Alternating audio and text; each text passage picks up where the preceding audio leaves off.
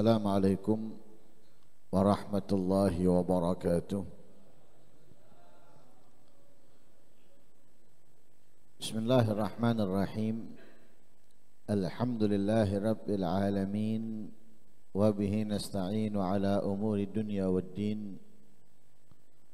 Wassalatu wassalamu ala sayyidil anbiya'i wal mursalin sayyidina wa habibina Muhammad sallallahu alaihi wa ala alihi wa sahbihi wa sallama ajma'in. Nawaitu ta'alluma wa ta'alim wa naf'a wal intifa' wal mudhakarata wa tadhkir wal ifadata wal istifada wal hatha ala tamassuki bi kitabillahi wa sunnati rasulihi wa du'a ila al-huda wa dilala ala al-khair ibtigha'a wajhillahi wa mardatihi wa qurbihi wa thawabihi minallahi ta'ala. Qala al-musannif rahimahullah wa nafa'ana bihi wa ulamikum fid darain amin. Wa'lam anna ar-riya'a yatawalladu min ta'zimil khalqi wa ilajuhu antarahum musakharail kudrah wa tahsibahum kal jamadat fi adami qudrati isalir rahati wal masyaqqah litakhlusa min mura'atihim wa mata tahsibhum dawi kudratin wa iradah lan yab'uda an karriya'u. Wa'lam dan ketahuilah anna riya'a bahwa riya yatawalladu terlahir min ta'zimil khalq atau muncul karena mengagungkan makhluk. Riya salah satu penyakit yang ada di dalam hati. Sebabnya seseorang mengagungkan selain Allah. Ketika kita mengagungkan selain Allah, muncullah sifat riya. Itu diantaranya. Riya itu diartikan oleh para ulama al-amalu li ajlin nas, berbuat karena manusia, berbuat karena seseorang. Tapi hal tersebut termasuk syirik,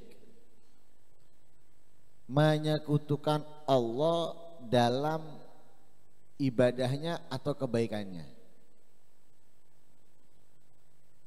sehingga dikatakan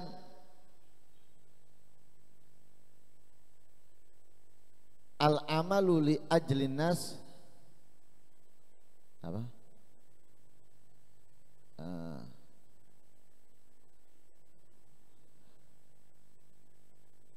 Al-amalu li ajlin nas syirkun wa tarkul amali enggak apa tuh?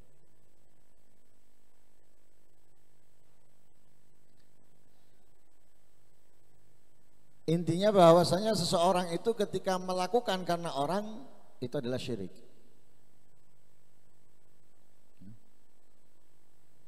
Sebagaimana sudah kita sampaikan di pertemuan yang lalu, kita sudah menyatakan lillah. Akan tetapi ternyata kita susupkan dalam kebaikan tersebut atau ketaatan itu kepada selain Allah. Berarti tujuan kita bukan hanya Allah. Itu adalah syirik. Dan itu riya ini termasuk kesyirikan, tapi yang samar, yang kecil. Tapi bukan berarti kecil nggak berbahaya, sangat berbahaya. Sayyidina Umar bin Khattab pernah mendapatkan sahabat Mu'ad berada di makam Nabi, menangis. Sahabat Mu'ad menangis. Lalu ditanya oleh Sayyidina Umar, "Ma yubkika?" Apa yang membuatmu menangis? Karena gak ada orang tiba-tiba menangis, kecuali pasti ada sebab. Ini menangis.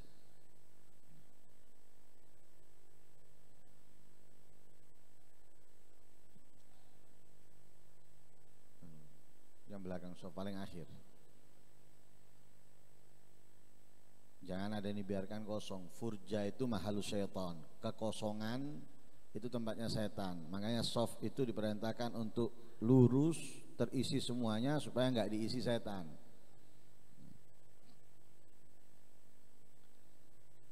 Lah sahabat Mu'ad menangis. Lalu Sayyidina Umar bertanya, "Ma yubkika?" Apa yang membuatmu menangis? Dijawab oleh sahabat Mu'ad, "Sami'tu Rasulullah sallallahu alaihi wasallam yaqul, innal yasira minar riya'i syirkun wa innallaha yuhibbul atqiya'a al-akhfiya." Katanya sahabat Mu'ad, aku pernah mendengarkan Rasulullah sallallahu alaihi wasallam bersabda, sedikit, kecil, ada riya dalam hati seseorang itu syirkun, kesyirikan. Lah syirik itu nggak pandang bulu, mau sedikit, mau kecil, apalagi besar dan banyak, tetap syirik. Yang bisa menolak ampunan Allah, bahkan tidak mendapatkan ampunan Allah. Sebagaimana Allah berfirman di dalam ayat Al-Quran, "Innallaha la yaghfiru an yushraka bihi wa yaghfiru ma duna dzalika liman yasha." Dosa syirik enggak bakal diampuni oleh Allah. Selain syirik, apapun itu, sebesar apapun, sebanyak apapun akan diampuni. Syirik tidak diampuni selama orangnya masih melakukannya. Walaupun dia mengucapkan astagfirullah, astagfirullah, tapi masih melakukannya, gak bakal diampuni sampai matinya. Selain syirik, kalau dia bertobat memohon ampun kepada Allah, menyesali, bakal diampuni sekalipun dosa-dosa yang dilakukan itu bukan dosa-dosa kecil. Dosa-dosa besar selain syirik tentunya. Tapi dia meminta ampun kepada Allah, bertobat, benar-benar bertobat, menyesal, menjauh, menghindar dari itu, diampuni sama Allah. Tapi syirik enggak bakal. Innallaha la yaghfiru an yushraka bihi wa yaghfiru ma duna dzalika liman yasha. Sahabat Mu'ad takut. Kenapa? Tidak merasa dirinya bebas dari riya. Tidak merasa dirinya ini bersih dari sifat riya. Karena itu menangis karena khawatir, takut. Kalau sedikit aja itu termasuk kesyirikan, apalagi yang besar, apalagi yang banyak. Karena itu dalam hadisnya Nabi SAW bersabda, "Inna akhwafa ma akhafu ala ummati ar-riya wa syahwatul khafiyah allati hiya akhfa min dabibin namlati sauda ala sakhrati somma fil lailatil dhalma. Katanya Rasulullah, paling aku khawatiri yang ada pada umatku adalah ar-riya, sifat riya. Ini diantara yang paling dikhawatiri oleh Rasulullah. Yang paling ditakuti oleh Rasulullah adalah sifat riya.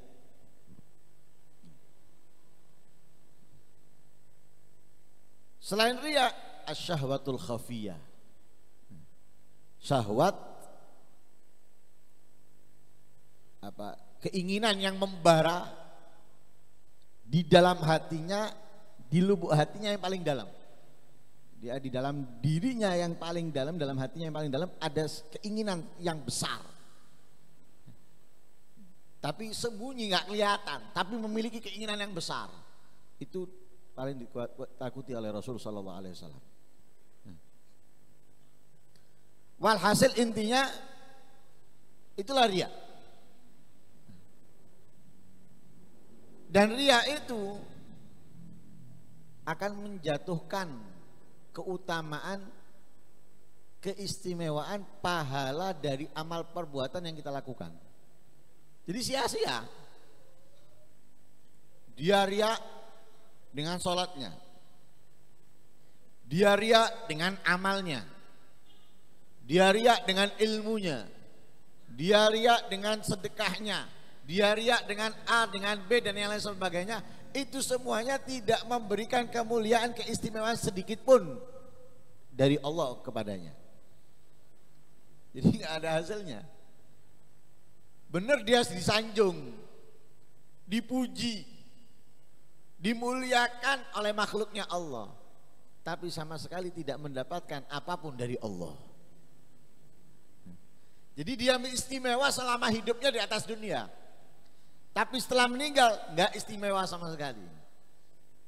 Oh, kalau dia datang orang bangun semua. Wah, kalau dia berbicara orang diam semua. Oh, kalau dia ini semuanya misalnya, wah orang-orang ini hebat, heboh dengan dia sudah. Tapi dia tidak memiliki kemuliaan sama sekali, keistimewaan sama sekali. Kenapa? Riya. Karena riya, nggak ada sama sekali sudah. Karena itu perang.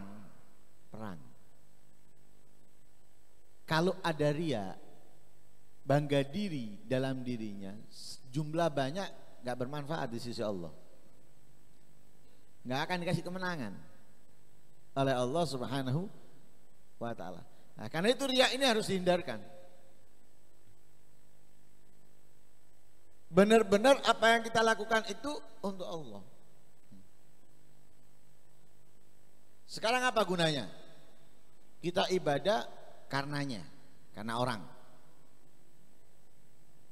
karena duitnya atau yang lain sebagainya. Apa faedahnya? Sampai kapan faedah kita dapatkan darinya? Berapa besar, berapa banyak yang kita dapatkan darinya? Bandingkan dengan apa yang kita dapat dari Allah, gak sebanding. Kita dapat uang puluhan ribu mungkin, atau ratusan ribu dari dia. Untuk berapa lama itu?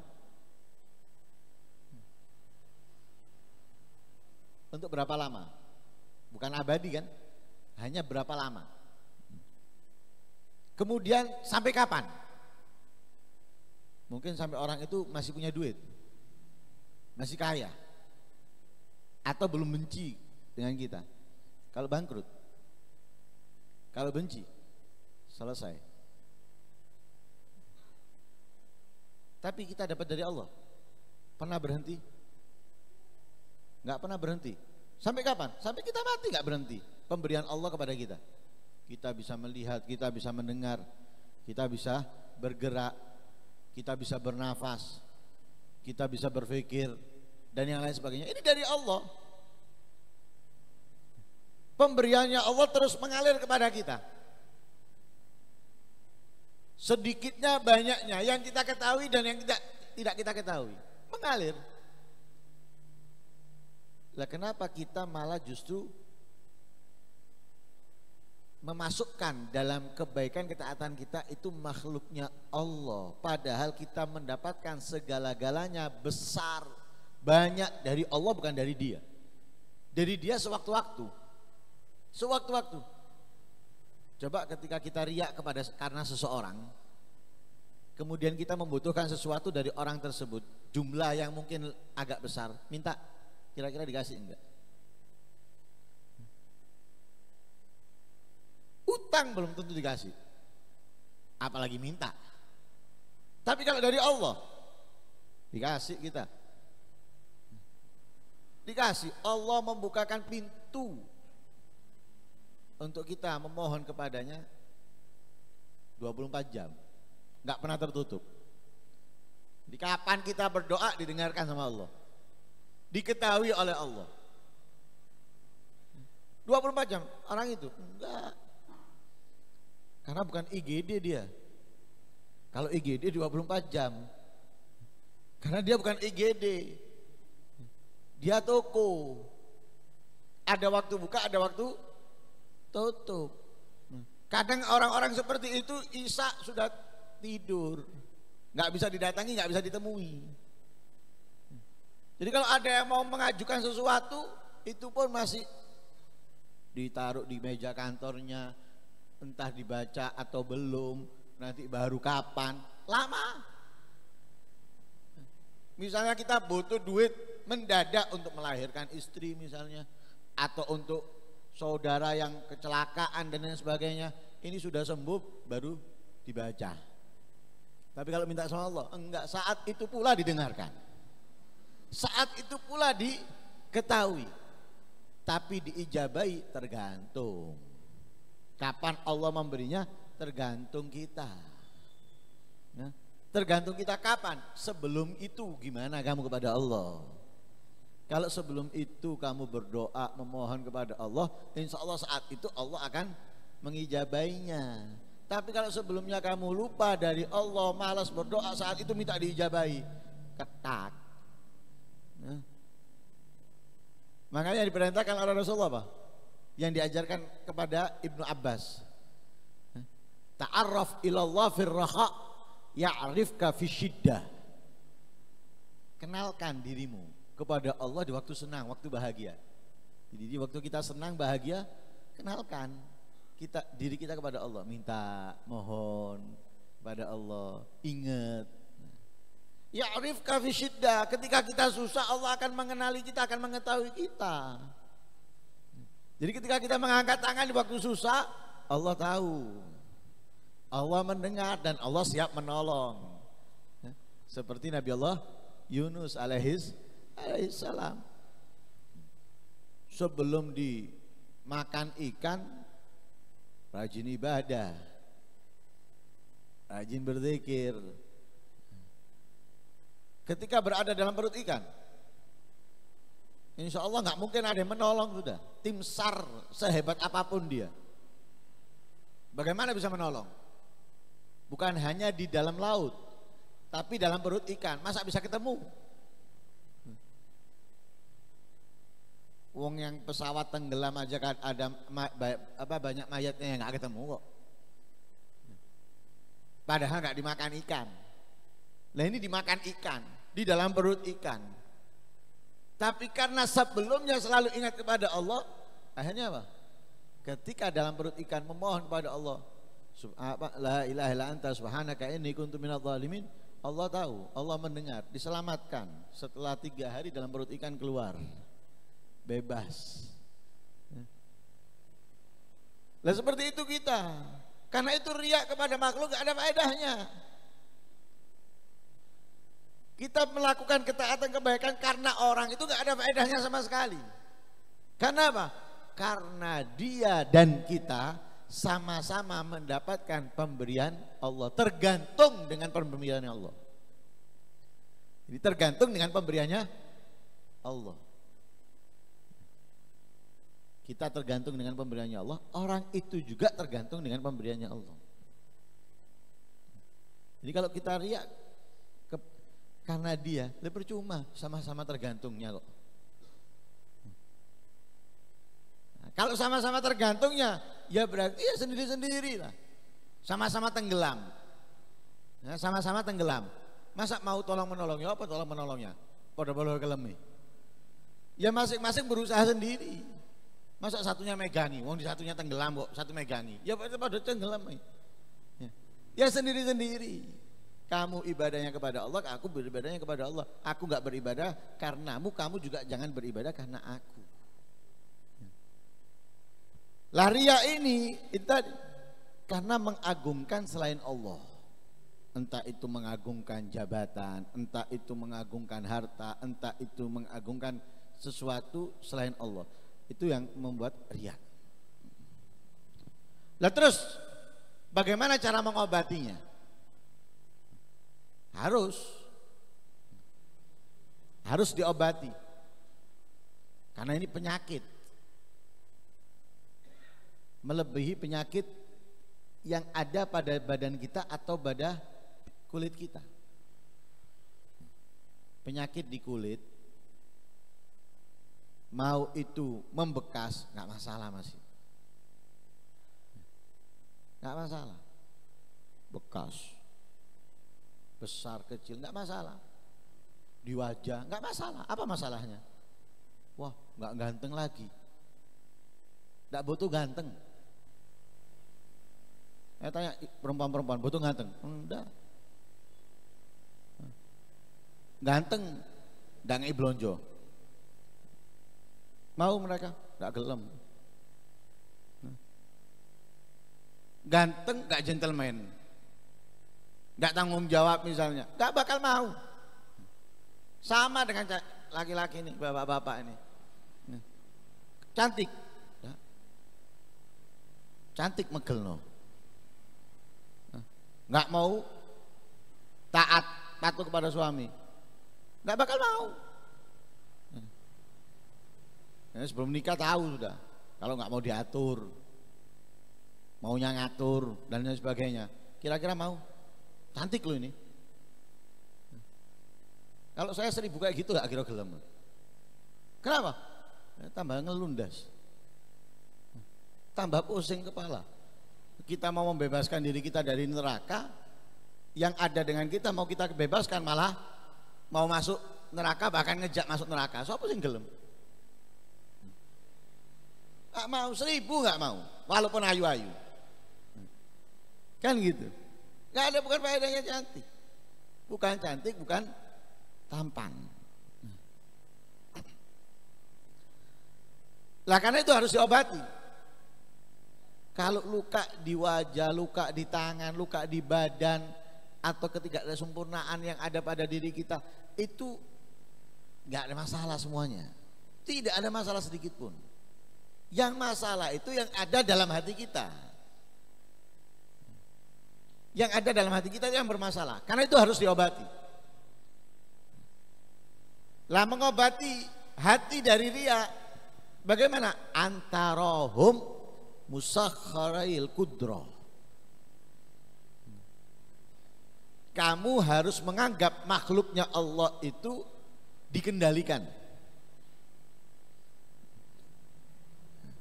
Jadi kita harus menganggap, dan itu memang, bahwa makhluk itu dikendalikan sama Al-Khaliq Allah. Tapi itu harus kita tanamkan dengan jelas dalam diri kita bahwa mereka itu dikendalikan. Bukan mengendalikan, tapi dikendalikan. Dijalankan bukan menjalankan.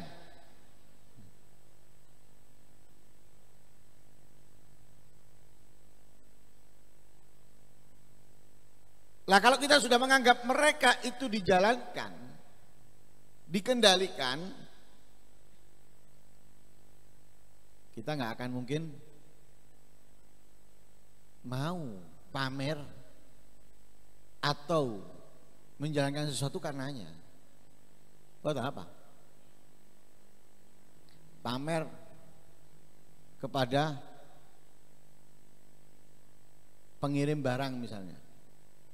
Lho apa pamer nang wonge? Oh dia cuma ngirimkan tok. Apa faedahnya kita pamer kepada dia? Nggak ada faedahnya. Kenapa? Karena dia pengirim. Tapi kalau kita pamer kepada yang ngirim, itu Ada kenapa? Berarti yang ngirim yang mengendalikan. Yang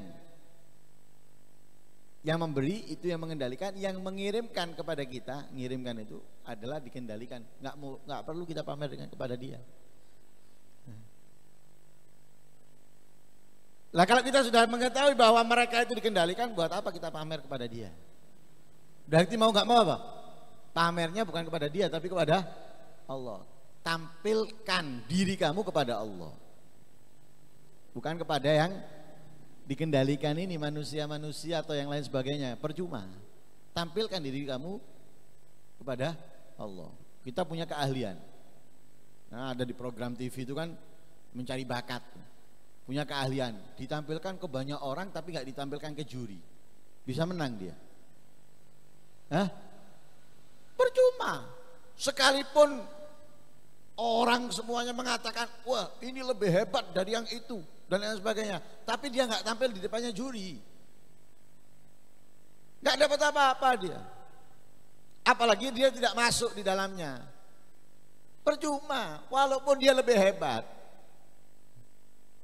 Tapi kalau dia masuk, bisa mendapatkan nilai dan bisa berjuara. Kenapa? Tampil di hadapan juri. Lah kita ini tampilkan diri kita kepada juri, yaitu Allah Subhanahu wa ta'ala. Jurinya semua manusia ini, semua makhluknya Allah, itu Allah. Tampilkan diri kamu kepada Allah, jangan tampilkan kepada yang lain. Percuma. Mereka dinilai kok, bukan mereka menilai. Mereka ini dinilai, makhluknya Allah lain itu dinilai, bukan menilai. Yang menilai itu Allah. Ini baik, ini mulia, ini istimewa, ini hina, ini dimurkai, itu Allah. Jadi nggak perlu kita tampilkan segala sesuatu yang kita miliki kepada makhluknya Allah, tapi tampilkan segala sesuatunya kepada Allah. Karena itu kemuliaan itu bukan tergantung nilainya manusia. Kita mulia, kita istimewa bukan tergantung nilainya manusia. Berapa banyak yang dinilai oleh manusia hina, tapi dia mulia di sisi Allah. Bukti banyak, diantaranya hadisnya Rasulullah. Rubba ash'ath aghbar madfu'un alal abwab lau aksama Allah la abarahu. Katanya Rasulullah, berapa banyak orang yang compang-camping, rusuh kumuh, pakaiannya kotor, rambutnya acak-acakan. Kalau datang ke rumahnya orang ditolak, diusir.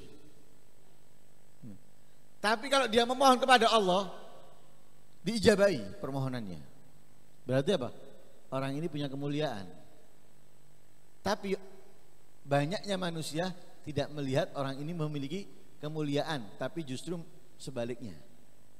Tapi dia punya nilai di sisi Allah. Sama dengan halnya Uwais Al-Qarani.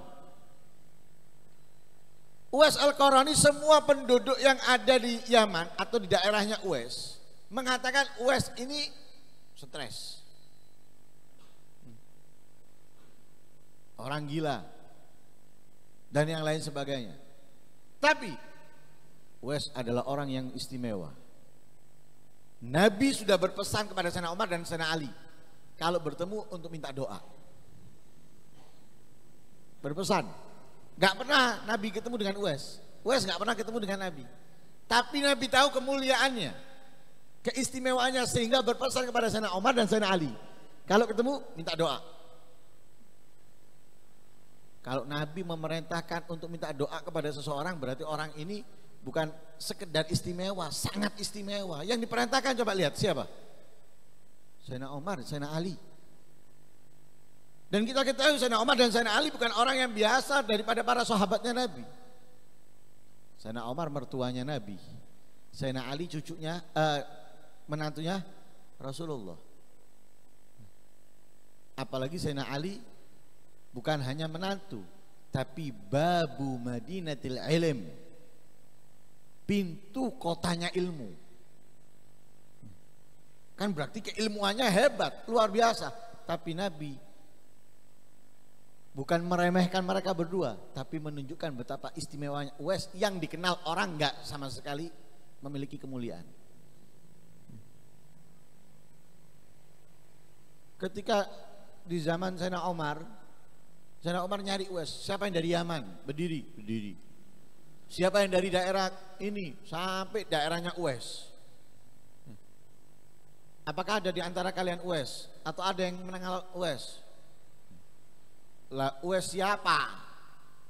Disebutkan oleh Sayyidina Umar, Uwais bin Amir dan lain sebagainya. Loh, kenapa engkau mencari dia? Dia itu orang yang ini, orang yang itu. Wow, sifat-sifat yang buruk. Tapi mereka nggak tahu Uwais ini memiliki kemuliaan yang luar biasa di sisi Allah SWT. Kemuliaan itu yang menilai itu Allah, bukan kita. Nah, penilaian ada pada Allah. Kalau Allah menilai baik, walaupun tidak dipandang sama sekali sama manusia, tapi dia adalah orang yang mulia. Mungkin sekarang ia nampak hina, pakaiannya kotor, apa adanya hidupnya, nggak punya kendaraan yang mewah dan yang lain sebagainya, tapi punya nilai yang hebat di sisi Allah. Ini terlihat hina sekarang, tapi nanti beda. Karena itu jangan nilai orang itu dari penampilan. Oh, orang punya duit, kemudian hebat orang ini nilai bagus. Oh, pakaiannya rapi, dinilai bagus. Kemudian yang fakir, yang nggak punya apa-apa, kemudian sampingkan. Nilai bukan pada penampilan. Berapa banyak orang yang bertampilan istimewa tapi hina di sisi Allah. Fir'aun, raja. Namrud, raja. Qarun, hartanya banyak, tapi punya nilai. Abi Lahab, Abu Jahal dan yang lain sebagainya, punya nilai di sisi Allah? Sama sekali tidak. Padahal penampilannya luar biasa. Karena itu bukan dari penampilan nilai orang itu. Hati-hati. Karena itu kita jangan ngapain kita riak karena orang, karena makhluk. Padahal dia juga dinilai, bukan menilai.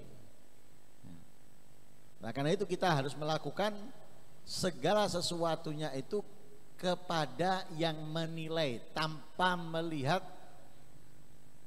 orang-orang di sekitar kita.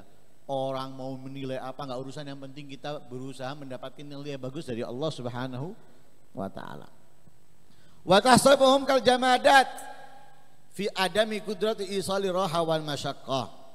Anggap mereka itu seperti benda mati yang tidak mampu memberikan kepada kita kenyamanan, ketenangan, ketentraman atau kesusahan, kesedihan. Enggak ada.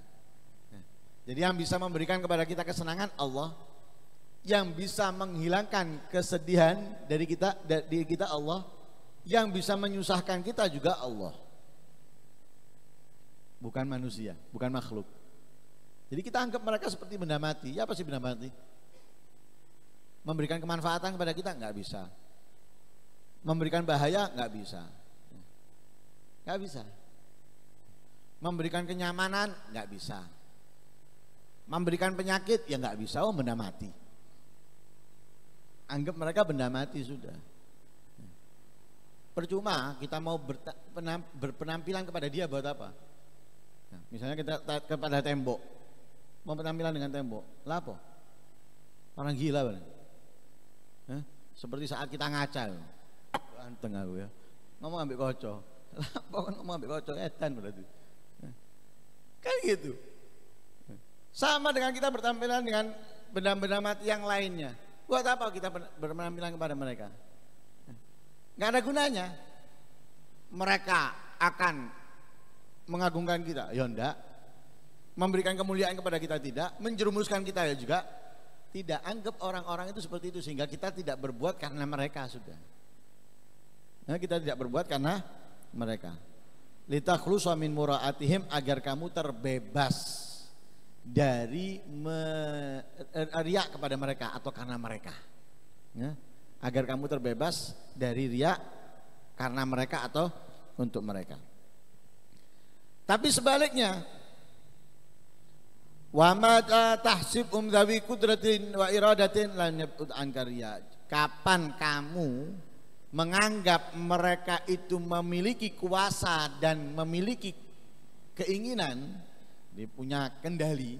Kapan kamu menganggap bahwa makhluk itu punya kendali kepada sesuatu apapun, maka sifat riya tidak akan jauh dari kamu, nempel terus. Sulit kamu terbebas dari riya, karena itu jadi orang ini yang bebas. Bebas sudah. Jangan nunggu dinilai orang, jangan takut dinilai orang. Lakukan kebaikan, ketaatan tanpa peduli kepada orang. Dilihat nggak dilihat, nggak usah peduli. Dipuji nggak dipuji, nggak usah peduli. Lakukan sudah. Anggap yang ada di sekitar kita ini batu, anggap mereka itu adalah dinding, anggap mereka itu yang lain sebagainya. Jadi kita beramal tanpa, kenapa melakukan? Karena mereka percuma, kesengsaraan. Karena itu Allah memasukkan dalam kelompok orang-orang yang celaka. Di dalam surat Wawailul Al-Ara'aita alladzi yukadzibu bid-din fadzalika alladzi yad'u al-yatim wa la yahuddu 'ala ta'amil miskin fawailul lil musallin alladzina hum an salatihim sahun wa yamna'una alladzina yura'un wa yamna'unal alladzina yura'un. Fawailul lil musallin. Siapa orang salat yang celaka? Alladzina hum an salatihim sahun. Mereka yang mengakhirkan atau menjalankan salat bukan pada waktunya. Subuh di waktunya duha, zuhur di waktu asar. Bukan karena uzur safar, bepergian, bukan. Terus selain lalai, alladzina hum yura'un walladzina hum yura'un, mereka yang riya. Yang riya itu juga katut dari orang yang celaka, karena itu rugi, gak ada manfaatnya. Bukan kita malah, mungkin orang menyanjung kita, meninggikan kita, menaruh kita di atas mereka, tapi sama sekali tidak. Kita dijatuhkan oleh Allah Subhanahu wa ta'ala. Karena itu mudah-mudahan kita terbebas dari sifat-sifat riya, sifat-sifat ujub, dendam dan keburukan hati yang lainnya, dan mudah-mudahan Allah Subhanahu wa ta'ala memudahkan kita melakukan segalanya karenanya, menjauhkan segala keinginan dari selainnya. Amin Allahumma amin. Wassallallahu alaihi wasallam Muhammadin nabil ummi wa alihi wasallam walhamdulillahi rabbil alamin. La ilaha illallah al-mawjud fi kulli zaman.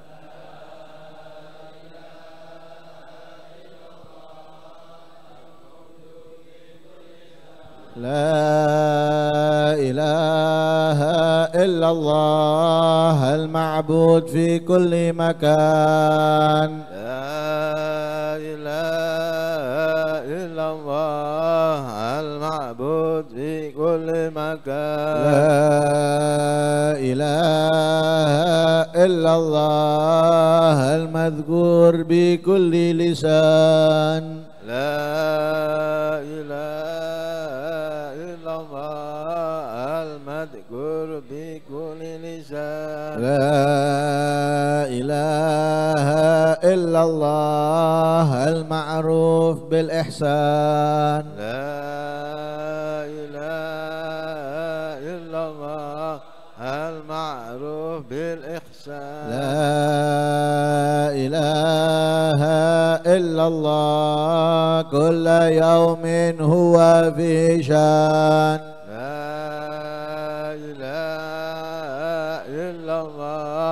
كل يوم هو في شان. لا إله إلا الله الأمان الأمان من زوال الإيمان. لا إله إلا الله الأمان الأمان من زوال الإيمان. ومن فتنة الشيطان الشيطان. يا قديم الإحسان قديم الإحسان كم لك علينا من إحسان كم لك علينا من إحسان إحسانك القديم يا حنان يا منان إحسانك القديم يا حنان يا منان يا رحيم يا رحمن يا رحيم يا رحمن يا غفور يا غفار يا غفور يا غفار اغفر لنا وارحمنا وأنت خير الراحمين اغفر لنا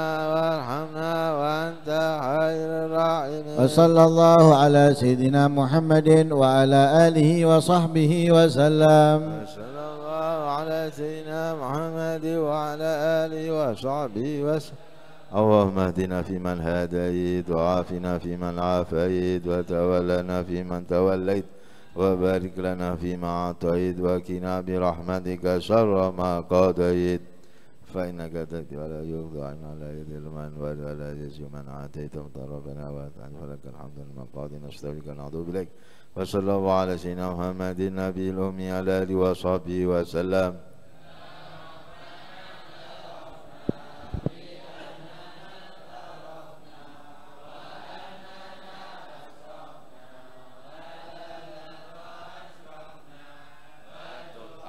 علينا توبة كلها حوبة واستر لنا العورات وآمين الروعات واغفر لوالدينا ومولودينا وآليا وسائر الحلان وكل ذي محبة أو جيرات أو صحبة المسلمين أجمع آمين يا ربي اسمع فضلا وسود المنى لا باكتساب منا بالمصطفى الرسول نهضى بكل سولي بالمصطفى الرسول نهضى بكل سولي بالمصطفى الرسول نهضى بكل سولي صلى وسلم ربي عليه حد الحب وآله وصحبه عدد الصحب الحمد لله في البدء والثناء حمدا كثيرا دائم محبة النسائم سبحان ربك رب العزة عما يصفون وسلام على المرسلين والحمد لله رب العالمين.